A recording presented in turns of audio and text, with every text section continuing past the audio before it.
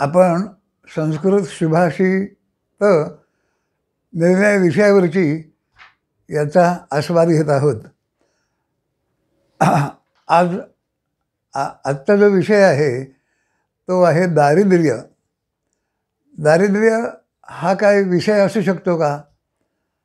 आपण असा विचार करू, पण सुभाषितकार असा विचार करत नाहीत. सुभाषितांच्या दृष्टीने कुठलाही विषय अविषय नाही. मानवी जीवनाशी संबंधित असणाऱ्या निर्णय विषयावर त्यांची प्रतिभा उत्तुंग भरारी घेत असते. आज बघूया जरा दारिद्र्य या विषयावर सुभाषितकारांचं काय म्हणणं आहे. दारिद्र्य म्हणजे काय? जगामध्ये राहण्यासाठी आवश्यक सुखसुविधा ज्या गरजा आहेत त्या पूर्ण होण्यासाठी जे जे लागतं ते पाहिजे. संस्कृतमध्ये म्हटलं आहे सर्वारंभास तंडुला प्रस्थमूलाः. कुठल्याही कामाची सुरुवात करायची तर तांदूळ पाहिजेत. म्हणजे काय? जगण्यासाठी अन्न पाणी पाहिजे आणि पुरेशी साधनं पाहिजेत. ही पुरेशी साधनं असणं म्हणजे साधी स्थिती, पुरेशी साधनं भरपूर असणं म्हणजे श्रीमंती, आणि पुरेशी साधनं कमी असणं, मुळीच नसणं हे दारिद्र्य आहे. तर हे दारिद्र्य संबंधाने कसा सुभाषितकारांनी विचार केला आहे बघा. आपल्याला जो दरिद्री असतो त्याला समाजात कसं वागवलं जातं? तर धनवान माणसाला जसं वागवलं जातं त्याच्या अर्थात विरुद्ध श्रीमंत माणसा जो असतो किंवा ज्याच्याकडे साधनं सुविधा भरपूर आहेत तर त्याच्या सगळ्या गोष्टीबद्दल कसं बघितलं जातं? साध्या गोष्टी त्याच्या गुण ठरतात. धनैर्निष्कुलीना कुलीना भवंती धनैरापदम मानवा निष्ठहंती. तर धनामुळे तो साधा असला तरी तो एकदम मोठ्या कोळ्यातला, त्याचा आवाज साधा असेल तरी त्याचा आवाज चांगला आहे. तर ह्याचं कारण त्याच्याजवळ धन आहे. साहजिकच याची दुसरी बाजू म्हणजे जे ज्याच्याजवळ धन नाही त्याच्याजवळचे साधे जे विषय असतात ते सुद्धा उलटे होतात, आणि त्याच्याजवळचे गुण असले तर ते गुणसुद्धा ते दोष ठरतात आणि त्याला समाजामध्ये नीट वागता येत नाही, सन्मानाने राहता येत नाही. जवळचे नातेवाईकसुद्धा त्याला दूर्त समजतात, त्याच्याकडे कोणाचं लक्ष जात नाही. या वैशिष्ट्याचा नीट विचार करून किती अप्रतिम सुभाषित या दारिद्र्य या विषयावर लक्षात बघा. आता एक सुभाषितकार आधी वर्णन करतो. दारिद्र्य असतं त्याचं काय काय असतं तर तो म्हणतो माता निंदती नाभिनंदती पिता भ्राता न संभाषते. म्हणजे आई निंदा करते, वडील तसं काय अभिनंदन करत नाहीत, कळलं का? त्यानंतर भृत्य कुप्यती नानुगच्छती सुतः कांतापि न स्नेयती. नोकर तुम्हाला योग्य सन्मान देत नाहीत, बायको पण तुमच्याशी नीट वागत नाही. तर माता निंदती नाभिनंदती पिता भ्राता न संभाषते भृत्य कुप्यती नानुगच्छती सुतः कांतापि न स्नेयती. हे सगळं कशामुळे होतं तर दारिद्र्य असल्यामुळे तुमच्यावर ही परिस्थिती होते. तर त्यामुळे दरिद्र असणं त्याच्याकडे कोणाचं लक्ष जात नाही. आणि त्या दारिद्र्याबद्दल एक सुभाषितकार काय म्हणतो बघा. तर भो दारिद्र्य नमस्तुभ्यम सिद्धोहम त्वत्प्रसादतः. दारिद्र्याला तो चांगलं म्हणतो, हे दारिद्र्या की तुझ्यामुळे मी सिद्ध झालो आहे. सिद्ध योगी जे असतात ना ते कसे असतात की ते सगळ्या जगाला बघू शकतात पण त्यांच्याकडे कोणी बघत नाही.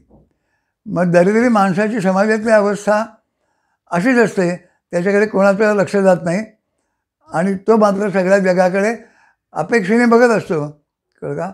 भो दारिद्र्य नमस्तुभ्यम सिद्धोहम त्वत्प्रसादतः पश्याम्यहम जगत सर्वम नमाम पश्यति कश्चन. माझ्याकडे कोणी बघत नाही. आता दारिद्र्य जो असतो तर साधारणतः या सुभाषितकारांचा एक आवडता विषय आहे, ते म्हणजे विद्वान लोक, गुणी लोक हे नेहमी दरिद्री असतात.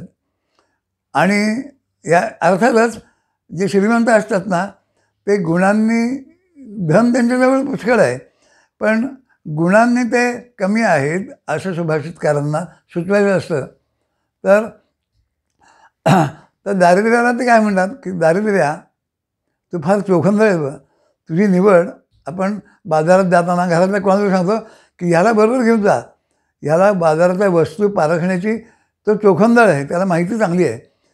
तर हा सुभाषितकार दारिद्र्याला म्हणतो, दारिद्र्य भोस्तवम परमम विवेकी, तू भयंकर चोखंदळ आहेस. कारण ह्याचं कारण काय, तुला नेहमी गुणवान लोक आवडतात. दारिद्र्य भोस्तवम परमम विवेकी गुणाधिके पुंसी सदानुरक्तम. कळलं का, तू नेहमी गुणवान लोकांच्याकडे जातोस.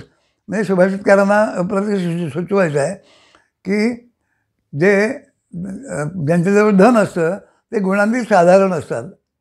आणि मग त्यांनी काय सांगितलं आहे की तू गुणवान लोकांच्याकडे जातोस, पण विद्याविहीने गुणवर्जिते वा मुहूर्तर मातम न रतिं करोशी. म्हणजे दारिद्र्या, तू ह्या जे लोक, बाकीचे लोक आहेत, गुणविहीन लोक आहेत, विद्याविहीन लोक आहेत, त्यांच्या तू वाट्याला पण जात नाहीस. म्हणजे एका अर्थाने ही व्याजस्तुती आहे दारिद्र्याची. कळलं का, दरिद्री माणसाची अवस्था सांगणारी आहे. आता दरिद्री माणसाचं कसं काय, दरिद्री कोण, तर खरं म्हणजे शास्त्रीय विचार केला तर ज्याला खायला पण मिळत नाही तो दरिद्री. पण तसं नाही आहे. दरिद्र हे आर्थिक जसं आहे ना, तसं मानण्याचं मानसिक पण आहे. त्यामुळे एक सुभाषितकार काय म्हणतो की ज्याच्याजवळ 100 आहेत, ज्याच्याजवळ काही नाही तो काय म्हणतो मला 100 मिळावेत. ज्याच्याजवळ 100 आहेत तो काय म्हणतो मला 1000 मिळावेत. ज्याच्याजवळ 1000 आहेत तो काय म्हणतो मला 1,00,000 मिळावेत. आणि मग ही हायरार्की, ही शिडी संपतच नाही. तो म्हणतो निस्वो वष्टी शतम शती दशशतम लक्षम सहस्राधिपा. मग हे असं चालतच जातं. आता ही जी मोठी शिडी आहे त्याच्यात म्हणजे त्याच्या दृष्टीने सगळेजण दरिद्री आहेत. 100 ज्याच्याकडे आहेत तो 200पेक्षा दरिद्रीच आहे. 1000 ज्याच्याकडे आहेत तो 2000पेक्षा दरिद्रीच आहे. मग ही मनाची भावना जी आहे ना, ही दरिद्रतेची मनाची भावना, याबद्दल सुभाषितकार काय म्हणतो, तुम्ही वर बघितलं तर सगळेच दरिद्री आहेत. कारण तुमच्यापेक्षा जास्त कोणतरी आहे, मग तुमच्याकडे काहीतरी कमी आहे. मग म्हणून काय केलं पाहिजे, तर खाली बघितलं पाहिजे. ज्याच्याकडे 100 आहेत तर त्याने बघितलं पाहिजे की माझ्यापेक्षा ज्याच्याकडे 90 आहेत त्याच्यापेक्षा मी सरळ आहे की, मग मी काही दरिद्री नाही. 1000 वाल्यांनी 700-800 लोक ज्याच्याकडे त्याच्याकडे बघितलं पाहिजे, त्याच्याविषयी मी चांगला आहे. त्यामुळे जर आपण खाली बघितलं तर आपण श्रीमंत राहू मनाने, नाहीतर आपण दरिद्रीच राहणार. तर तो म्हणतो अधोधा कश्यतः पश्य महिमा नोपचीयते उपरी उपरी पश्यंतः सर्व एव दरिद्रती. त्यामुळे सगळेच दरिद्री होतील. आता राजा सर्व वैभव त्याच्याकडे आहे आणि मग तो श्रीमंत आहे, आणि साधा राहणारा माणूस तो दरिद्री आहे. एक कवी राजाकडे जाऊन त्याला काय म्हणतो बघा, तो राजाकडे जातो आणि तो म्हणतो, राजा तुझ्याजवळ उंची वस्त्र आहेत, तुला समाधान आहे. माझ्याकडे वल्कल आहेत, साधी वस्त्र आहेत, मलाही समाधान आहे. आपल्या दोघांच्यात काय फरक आहे बरं, आपल्या दोघांच्यात काही फरक नाही. कोणी गरीब नाही, कोणी श्रीमंत नाही. तर तो म्हणतो राजाला, वयमेह परिकृष्टा वल्कलही त्वम दुकुलही. आम्ही साधी वस्त्र नेसून समाधानी आहोत आणि तू उंची वस्त्र नेसून समाधानी आहेस. म्हणजे आपण दोघेही समाधानी आहोत. सम इह परितोषो निर्विशेषो विशेष. म्हणजे आपला दोघांचा आनंद सारखाच आहे की, आनंदामध्ये काही फरक नाही आहे. मग आपण दोघं सारखेच आहोत, आपल्यात काही विशेष नाही, हेच आपलं वैशिष्ट्य आहे. आणि म्हणून तो दरिद्रतेची एक प्रकारे व्याख्या सांगतो की सतु भवती दरिद्रो यस्य तृष्णा विशाला. मग दरिद्री कोण, ज्याच्याकडे जेवढा आहे त्याच्यापेक्षा ज्याला जास्त पाहिजे तो दरिद्री. मग 1000 किलो सोनं असणारासुद्धा दरिद्री आहे, त्याच्यापेक्षा जास्त त्याने पाहिजे असेल त्याला तर. त्यामुळे तृष्णा ही दारिद्र्याचं कारण आहे असं वैचारिक शोध हे सुभाषितकार लावतात. त्यामुळे ते म्हणतात सतु भवती दरिद्रो यस्य तृष्णा विशाला मनसीचे परितुष्टे कोर्थवान को दरिद्रा. मनात न जर आपण संतुष्ट असलो तर कोणी अर्थवान नाही आणि कोणी दरिद्र नाही. तर सुभाषितकारांची ह्याच्याकडे बघण्याची दृष्टी जी आहे ना तर ती कशी आहे याच्यावरून आपल्याला लक्षात येतं. आता एक सुभाषितकार काय म्हणतो की दारिद्र्याला कोणी चांगलं म्हणेल पण सुभाषितकाराला परवानगी आहे चांगलं म्हणायला.